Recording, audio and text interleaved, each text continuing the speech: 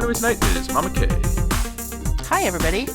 And tonight we are doing MoviePass Movie Crash. We're doing a documentary review. Mama K and I on a documentary review. Movie Smash. Ooh, could have been. It could have been But it the really movie, couldn't have been. the MoviePass wielding hitchhiker. I think that was the last time we were on a duo documentary. Was the hatchet wielding hitchhiker. Nearly. Yeah, and it was me. I mean, I sort of brought this up too. I know you had already seen it by the time I brought it up, but I sort of brought it up. So. It's true. We had already seen it, and originally, I think originally we're gonna have maybe all the hosts on, because MoviePass, for those who don't know, the reason we're doing a documentary, we don't really usually do documentaries, but MoviePass was a subscription service for those who are not aware. Relatable. Exactly. For this, maybe you're too young. Maybe you were only 10 when it came out, and you were. It was 2018 was the heyday, but it was before that too. And it was this subscription service where you could see X number of movies you want for X number of dollars a month. The amount changed and the number of movies changed, but when it was in its prime, the selling point was $10 a month. Unlimited movies, and you get this little debit card. In the theater, we're talking in the theater. So yeah, I suppose I should clarify that. In the theater, any theater, and it really was any theater. I had a movie pass. It really was. And I really truly could use it at every theater I ever went to, at least in my day.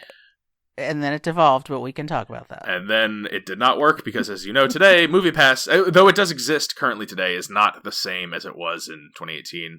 And the model has changed. But did you know about this documentary going in, okay? Did you only know about MoviePass from the MoviePass what I just described? I knew about the actual MoviePass, the card, and the system, and we had that. And you guys had it too. I remember Nicole, Jess, and I all had it because we were in a metropolitan area with lots of theaters. But you guys also had it up there. We did. We had it.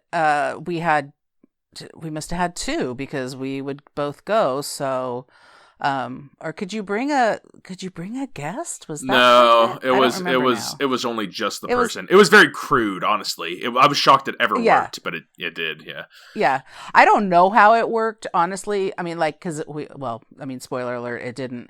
But I mean, how it ever even worked, we can talk about logistically. I'd love to get into it because I think it's fascinating. It's very fascinating, actually. But maybe the documentary's not. But whatever, we can get into fascinating. And then just the whole, everything about it. The movie that we're the documentary that we're talking about tonight is, what is it? A scant hour 40, something like that. Yeah, it's 36 pretty short. Hour 36. Yeah, and it even felt long to me. But afterwards, I was still kind of reeling with like. How did we do, like, how did this happen? Like, honestly, how did this happen? And the fact that the general public benefited from it greatly compared to everybody else involved with MoviePass is kind of funny. MoviePass Movie Crash explores the company founding and the implosion of the business by outside investors who took over the company, left it bankrupt, and under investigation. A little bit of spoilers in that thing, but I mean, I guess it's... Documentaries are weird. It's like when you spoil like a murder one. It's like, well, Right. Right. So like... But whatever. 85% Rotten Tomatoes, 6.8 IMDb. So it's got a couple reviews here and there, but it's not overly reviewed. It's a HBO Max documentary, which they are very hit and miss. I've seen great ones on there. Like 4 Hours at the Capitol is a great one that I've seen in the last couple of years. And then there's literally other ones like Brandy Hellville, where that's just...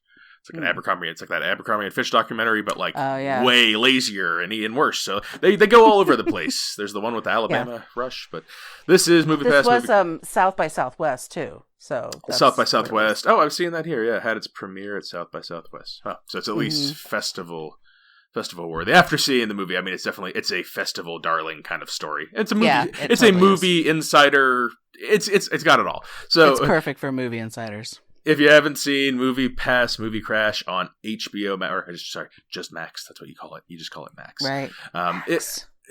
Can it be streamed? Do you know if, like, is HBO like a channel on TV still, or no? Like, can you watch HBO Max? Like, can you watch this not on the streaming service Max? That's where everyone's going to watch it, obviously. HBO is still part of cable, like a cable subscription. You think this piece? Do you think this documentary is like part of HBO though, and not part of Max's? Like, because like I'm just thinking like as a company, like Max is different from HBO, so like maybe HBO is a wing of Max, and Max is not a wing of HBO. You know what I mean? Okay, so I mean we can start there. HBO used to be HBO and Cinemax, and Cinemax was actually the lesser one of HBO, which is that's how it was. Yeah, which confuses me why they picked up Max instead of keeping HBO. But Cinemax would play things like a month after HBO would play them, but you would always get the subscription together. Like they never just said, you have HBO. It'd be like, you have HBO and Cinemax. And I'm like, is Cinemax for people who are just slow? Like they don't look at HBO the first time it comes around? There was no differences in the types of movies or the catalogs? It was always... They kind of everything was I felt like HBO did start toward in the later years started doing more like serial television, like I can't think of what's the prison one, the prison one, crazy Shawshank? Prison one. No, it's a series that. Anyway, HBO started doing more series stuff. Cinemax felt like the movie channel where you could watch just movies all the time. And HBO did like boxing and, special presentations and stuff like that, plus the movies.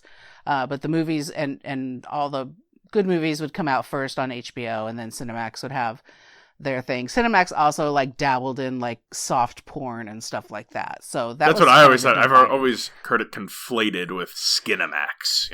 That's yeah. As a young person, that is how I was. That's what I was like. Oh, HBO Cinemax is Skinamax is adult movies and adult movies like adult movies like The Godfather and adult movies like the Smut Father or whatever. I don't know. I don't think of anything.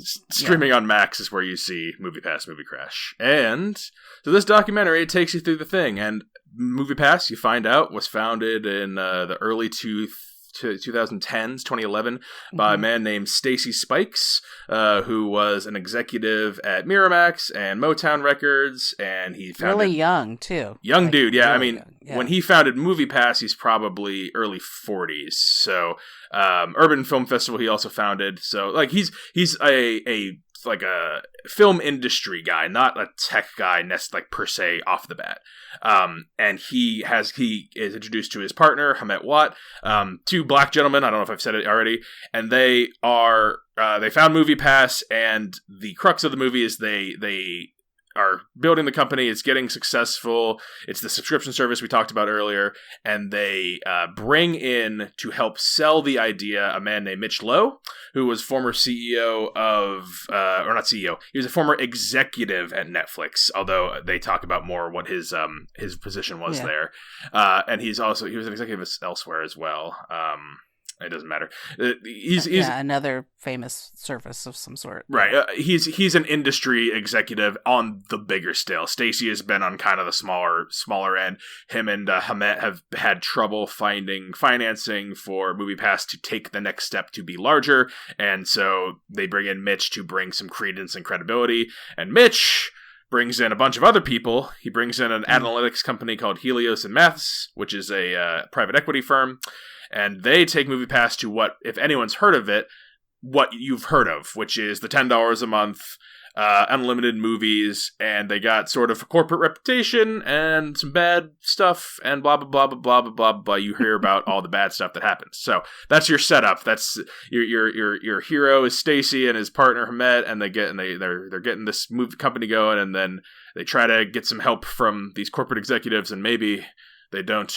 They are not responsible stewards of wealth, power, and information. So, Mama K, what did you think of MoviePass Movie Crash?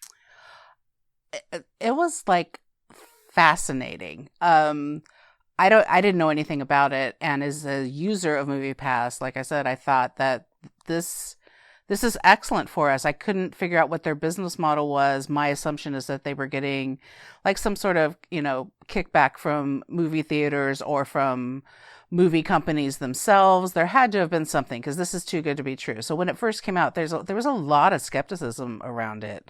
I don't know, maybe that's not what happened with I did a monthly subscription for less than the cost of a ticket. Like, and Right. I'm like, well, you can't make money. Even if you can't make money, like, even if you have a deal with the theaters, you can't make money. Like, there is no way your margins are going to survive that. But I'm like, okay, it's a volume play. It's a pure volume play. Right. We're going to pump the volume in. And they fucking Right. failed. They just failed. Like, they failed. Right. Their volume, and like, I don't know if it was, I mean, we can get into details on whether it was too low price, too much volume, too quick. It's a huge combination, obviously, but yeah, as a corporate case study, it's actually pretty interesting. Filmmaking wise, I don't know. I thought it was kind of filmmaking. I mean, we could start. That's a really easy one for me. Like I said, I think the film was. It was at the time frame that it was fine, but there were pieces in it where I was like, why is this in here? Like, they would be talking to people that are, important. They told the story basically 3 times in the movie, depending on, what point of view you were looking at it from. So you knew what the story was. And then there would be like pictures from like the 1960s of a lady putting a cake in an oven, or all of these like sort of weird, like they didn't have enough actual footage to make this movie. And so they're putting in all this really weird stuff. I thought, I know you can say maybe it's artistic choice. I'm trying to think of the parts you pointed out. Cause like when I watched this maybe 3 or 4 days ago, and like whatever parts you're like, what were they trying to convey there? Or like, what were they trying to do? Cause like when I think of this documentary, I'm thinking of all the parts with, like, Stacy's the main character in my head, and then I think of what happened and the choices he made, and then the choices the other people made to him and all that. But like, right. Well, the filmmaking wise, I'm trying to remember the parts you're talking about.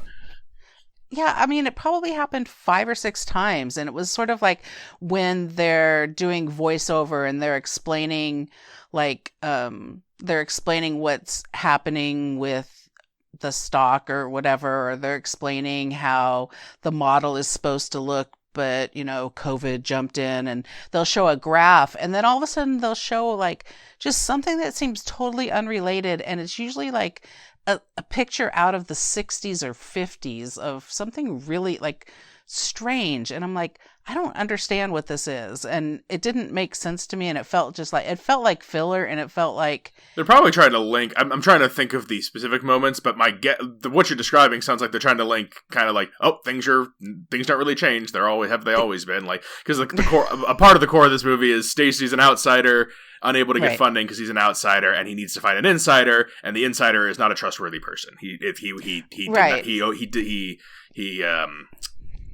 abused the trust of Stacy. Yeah. Yeah, and somebody didn't do their homework, because I mean, the Stacy and his partner Hamet Watts. Yes. Hamet. Yeah. They seem to have a thought process about this, and knowing that at some point, I mean, they're bleeding money all the time. It's not like they ever get to a point where they're not bleeding money, and they're bleeding money. They're not bleeding money before they bring in the guys. Before they bring in the guys, they're trying to grow. They're trying to grow before they bring in the guys, because they can't get to the next. They can't to the next level, right? But I don't know that they have.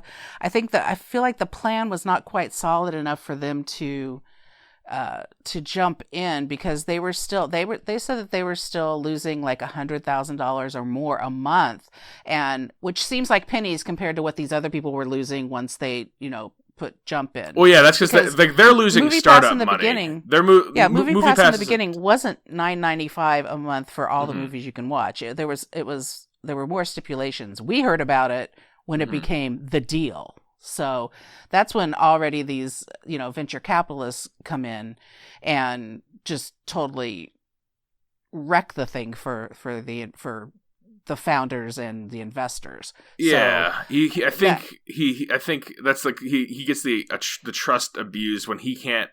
He knows. I think he realizes he's not the right person to grow the business to the next stage, so he needs to find someone who can, and he just doesn't find, like, the person he finds is Mitch, and Mitch we don't ever hear from in the documentary, but he turns out like he's literally under criminal investigation at the end of the documentary. Like, he's bad enough. Yeah, they all are. He's literally a bad enough CEO where like he's it's not just like he mismanaged, he wasn't quite the right guy. Like, he's like criminally did things wrong and also was a bad leader. Like and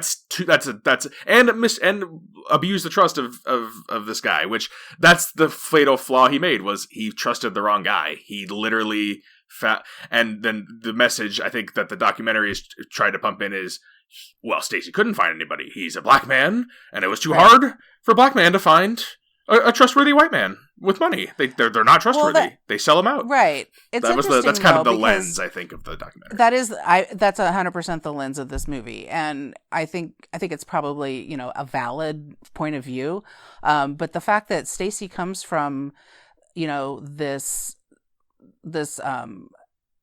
place where he was very popular and very famous and did a lot of good work within the black community and within the black entertainment community, there were people that probably could have come from that community to help him in a venture capital situation. I think that the documentary is saying, and it says it at the end, 1% to 3% of venture capital is minority owned. As someone who knows people who work in venture capital, it is a white business still, and some Asians. There's some Asians out there, the Middle Easterns, and I think this is an exceptionally likely valid criticism that it's a boys' club of a couple hundred rich white guys. Like, it's really that small. Venture capital is tiny. It's tiny little business. It's not hundreds of thousands of people. It's thousands of people in a world of billions is nobody. It's a very small business, and I could absolutely believe it's this tribal. But venture capital, and it depends on what you're looking for. I disagree with what you're saying, because in my line of work, I see venture capital all the time, and it's not. I don't live in a big city, and I think it's the size of what he's looking for too. Like, he doesn't need.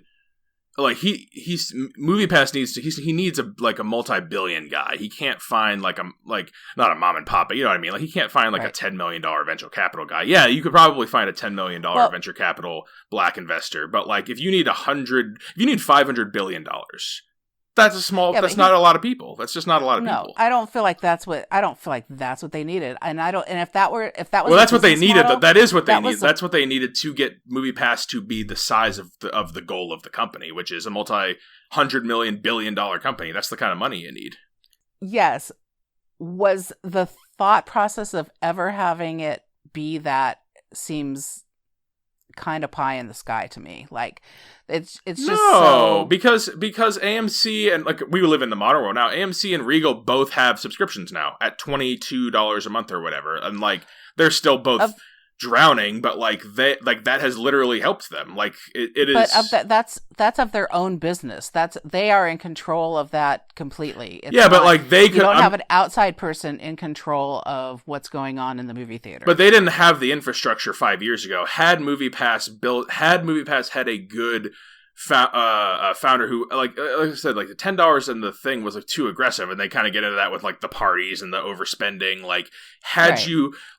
And I was thinking, I'm a finance person. Make it $25 a month, and you're only losing. You might lose 20% of your new take, but 25 is still enticing enough 5 years ago for a common person to sign up once and forget about it, and then at least you are making a profit on the thing. That's literally double the money, and you might chug out an extra year, and that might be enough time to buy you enough time to make the next thing, because they have other strategy, making deals with the theaters. They never got to that, but if they had enough leverage, they could. Well, they did get to that and were turned down. Right, because they didn't have enough time and leverage. If they had another year of having more building time and getting a bigger book, now you got 20 million users instead of 5. Now and that's why they needed to get big. They needed to get the $500 million. They couldn't find a bunch of piddly little investors. They needed a whale. They needed a whale to compete with the theaters.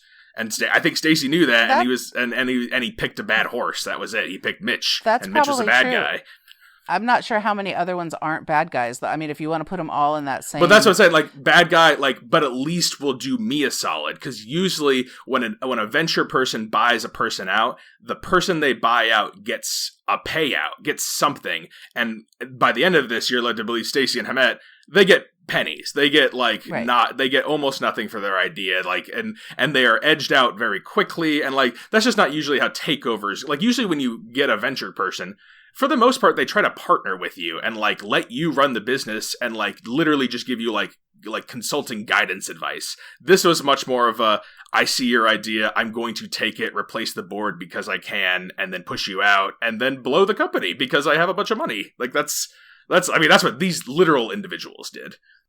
Yeah, it is, but you want to say they're venture capitalists, but they're just criminals. I mean, this guy, if they would have looked into Farnsworth, was that what his name was? Farnsworth was Ted Farnsworth was the other guy. Yeah, who's the guy who wasn't in the documentary at all, because probably no point in that. No, like what would you say? He doesn't have, he does not have any leg to stand on, because he's, he already has a reputation, or not even a reputation. He's obviously into like MLM scams. I would say, didn't at the end, wasn't one of them starting another company of of the same thing, of like literally like, I'm an executive and I've done this before, and like they just were able to con enough people.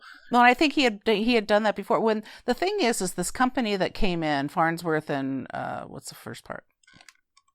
The first guy. Yeah, whatever. Mitch Lowe. Yeah, Lowe's the Farnsworth. It wasn't Lowe Farnsworth, was it? Oh, was it the name of the company or something? Oh, Helios and Mathis. Helios and Mathis comes in, and they're they're a big firm. They're making big strides because they data mine, and that's their whole thing, right? Mm-hmm. So it's kind of funny because people, the reason when we first got MoviePass, we would talk to people about it, and they're like, and people who go see movies, and we're like, why aren't you doing this? And they're like, first of all, it doesn't seem logical that it's real. First thing. And second thing, what are they doing? Because why can they do this? And one of the people was actually like, I feel like they're stealing my data. And when I saw that in the film, I was all like, so many times when I was watching this, that's the thing, is like, this was super relatable. So many times when I'm watching this, I'm like, yes, exactly. So yes. I was with this. So like, you're of an older age, and like the phrase stealing your data means something. Yep. Like what do you expand on that. When I hear the phrase, like, what that means. Yeah, I truly don't care. And even if I did, I don't feel like I'm actually technically entitled to my data. I feel like it's as if I did anything in the world, and now it's literally the world just holds you accountable to all your actions now is the bottom line. So just be on your game. Is it, It's a bit of a concept that I don't buy into either. I mean, I don't feel like when people are like, I'm not going to sign up for that, store. Then don't don't interact with the world then. Because they think somebody's going to steal their data or whatever. And I'm like, what do I care if all of a sudden they're like, you buy carrots all the time, so now we're going to give you a coupon for carrots. I know. Exactly. That's literally what I say. I'm like, dude, they don't want your data to turn you into a slave. They want your data to give you a 10% off coupon, and then you either use the coupon or you don't use the coupon. They're not trying to like. They're like, I'm being programmed. I'm like, who gives a shit if you are? Like, are you having a nice time? Like, don't be such an asshole. But anyway, I think older people especially are worried about. It's not. They don't confuse tell me how to enjoy my life. I know everything. No, they confuse somebody wants to steal my data, whatever that means, to somebody wants to steal my identity. That all links together for them, and I'm like, giving my phone number to the Hannaford. Giving my phone number to the Hannaford is not going to be the thing that gets my identity stolen. No, there's many steps that happen. Yeah, right. So, it was part of the real conversation, and it was, that was part of the movie, is that, they're not, and people, these two guys went on every business talk show that you can think of that's reputable, and they would be, and every person asked them, how exactly is this supposed to work? And then they would just say, and they're like, it's about something else, right? And they're like, yes, of course it is. We're getting data, and then the data can be sold, and then that's how you make money, basically, is what they were. That's the scheme they were pawning off to everyone. I play iPhone games. Everyone plays their stupid little iPhone games. I have an app where if I download the iPhone games through that app, and I play the games, I get rewards on the things, and then I get a gift card every 6 months or whatever because I racked up the points. And I'm just like, you know what? Instead of playing worthless iPhone games just by myself. Whenever I play a Right. worthless iPhone game, I will at least do it through that app, so I will, in 6 months, get $50. And yeah, they have my data. Who gives a fuck? Like, they give me a $50 gift card every 6 months, and I get to play a game on my phone. Who cares? You're a heavy shopper, so you buy things through Ibotta or one of the other apps that are, that you can buy things through and do the same thing. You'll get a $20, Visa gift card every so often, whatever. In this world, all you have to do is have the confidence to say yes and no and mean it. That's really all you need to do. Is like know what you're doing. Well, I mean, then we come back to did anybody really know what they were doing? I feel like does anyone? Yeah, I feel like, I mean, these people, people who are entrepreneurs are obviously risk takers, as that's part of their personality and that's part of their makeup. And I can see where they're like, this is a good idea. And part of it, that they tried to have an altruistic bent to it, is they were like seeing that streaming services were happening and people were, staying home with their televisions, and that they were trying to get people back into the theater. And then we all thought I thought people were fine in the theater. COVID hits, then you really know what it's like to try to get people back in the theater after that. So I like the comeback story of the fact that the guy, Stacy, ends up, buying MoviePass on the auction block because it's gone completely bankrupt, and now he's restarted it. And it finally got into my area. MoviePass did. So, I mean, there's contemplating it. It doesn't go to most of the theaters that are around me, but maybe it's possible. I mean, I see enough movies. I kind of have to.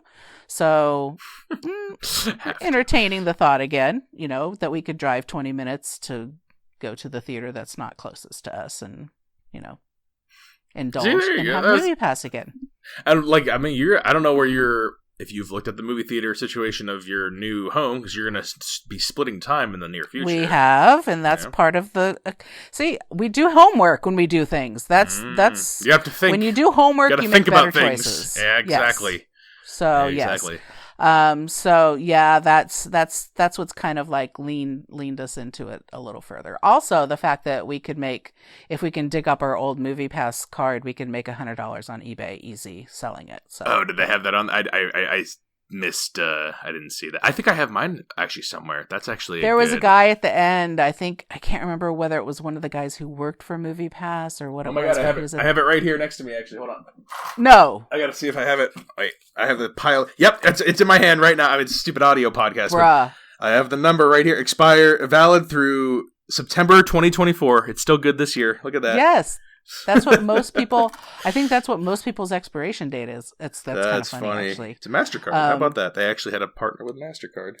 They did, and that's what I'm saying. They're a legitimate business. They had a shot. They had a real shot. Yeah, it's not that it wasn't a legitimate business, and there was also a piece of it. Your dad was watching the movie with me because we both. It's an interesting thing, and we both were members. It's an easy watch, Yeah, and it's an easy watch.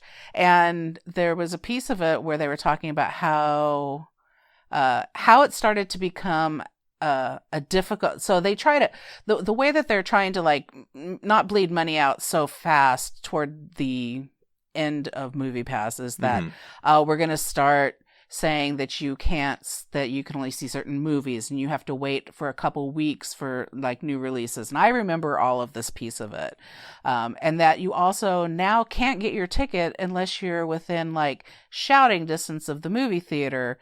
And we thought that was the hardest piece for us because we would go to the movie theater not really knowing if we were going to get in to see a movie or not. That's toward the end of it. That's what was happening for us.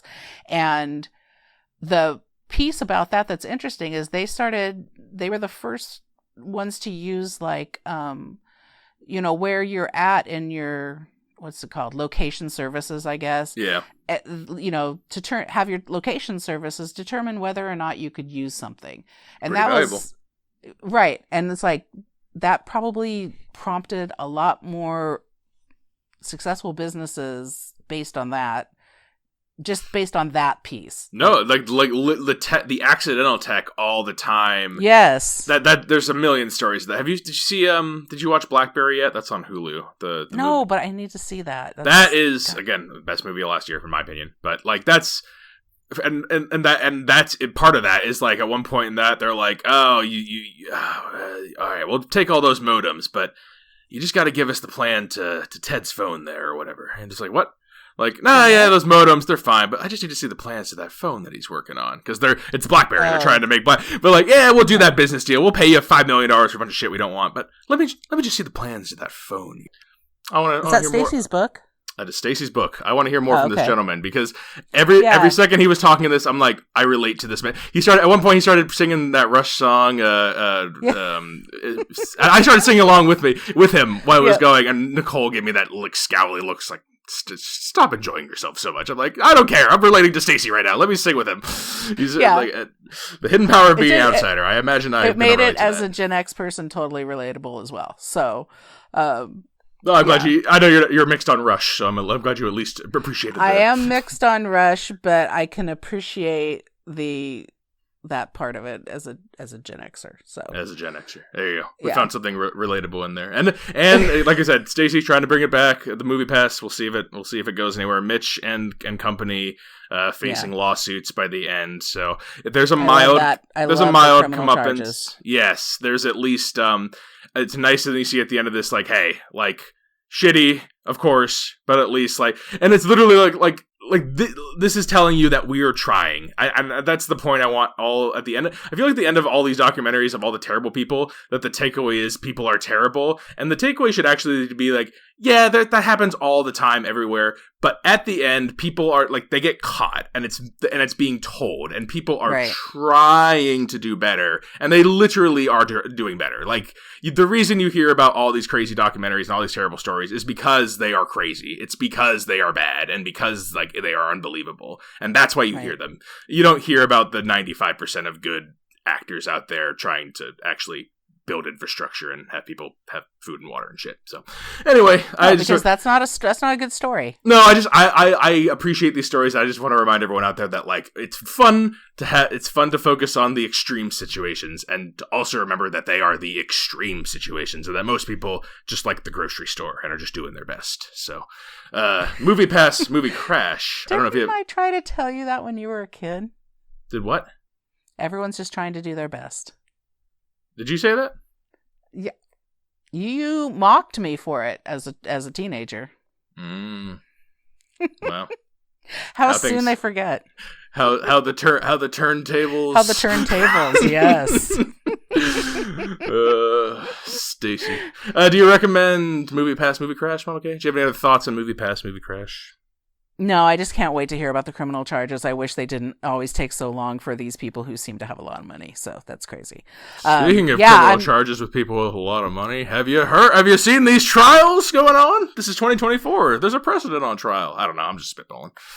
Yeah, that's all done though. I mean, the one trial is done. There's more in the future. Well, actually, maybe not. Yeah. Maybe there won't be, actually, depending on what happens. Who knows? Well, no, there always will be, because people in power want to be in power all the time. Doesn't matter who they are. So. No, we're talking about different things now. Yeah. I guess we are. I do recommend this movie. I think it's a charming movie with a charming, like, centerpiece. I really, really like Stacey. And I love the madness of what I thought. I think he was up against the wall during the whole thing, and that was never going to work. But I love the charmingness of that, the charm of that. I like the try, and, like, at the end, even, like, he's like, it's a sour taste, but, like, he bought the thing, like, he's not done, like, he didn't stop or give up. The other Hamet seems to have moved on, and he's done with that part of things. But I just I like the can do and non-quitness, and I like that a company that I used a lot. I joke all the time. I'm like, I must have been a line item for that company losing money, because I did the math once. Yeah.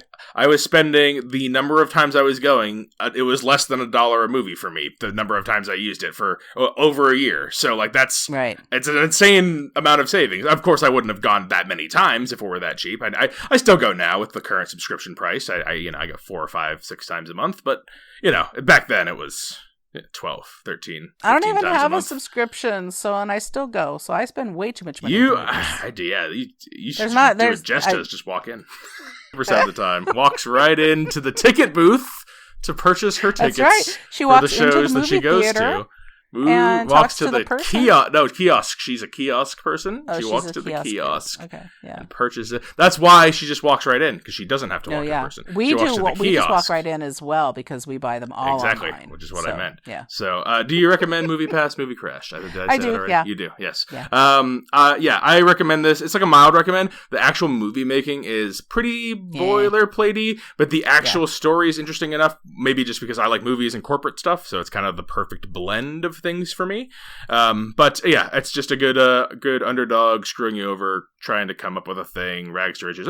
There's some other like talking heads in here who are like people who work there. I always find that the least interesting. Maybe other people like having the zany guy like, I was customer service there and it was crazy when they called me all day. I'm like, I imagine. I'm sure it was, but like, I don't know. Like it's, I was to say, like, it's when they interview those people on on local news, and I'm like, we don't need to talk to that guy. Like, there's a reason that guy is who he is. We don't ever need to hear from that person. I'm sure he has ideas, thoughts, but I disagree.